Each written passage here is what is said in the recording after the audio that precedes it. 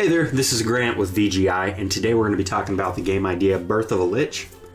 Found this idea on Reddit, and the user that posted it is called Zeph. Now, as far as some of the mechanics go, a lot of your abilities will have to do with like resurrection, making things into slaves, that kind of thing. And when you're turning a corpse into a slave, basically one of your minions, a lot of different things will affect what kind of minion you get when you actually make a slave out of a corpse.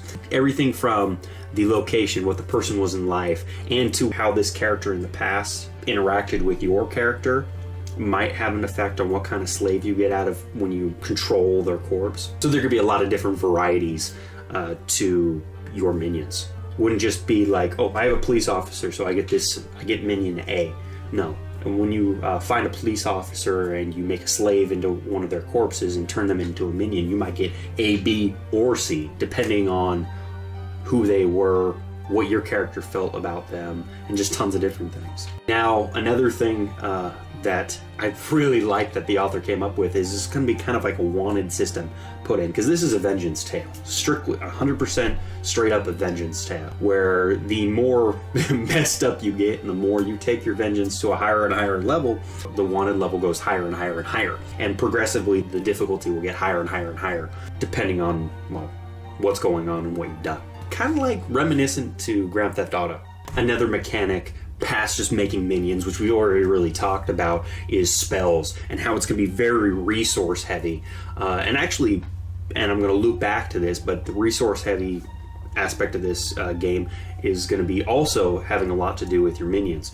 But right now, just talking about the spells, if you want to be able to see far, you're going to have to harvest a lot of eyeballs. Or if you want strength in your limbs, you're going to have to harvest a lot of arms, that kind of thing. Now, looping back to the minions, they also should be pretty resource heavy. Like Zeph even lays out in his idea breakdown, it would make the player decide whether they want a lot of minions or if they want to have the resources on hand to cast spells when they want to, how they want to. Finally, the last thing I wanted to hit on as far as what Zeph actually went over in his idea breakdown was the idea of switching between first person and third person, depending on if you're actually casting spells, which would be in first person, and when you're controlling your minions, kind of an RTS vibe, maybe over the head kind of a view.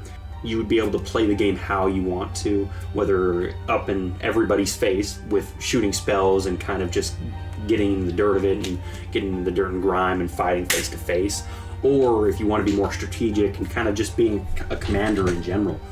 It would make the game far more enjoyable, and there'd be a lot of replay value to that.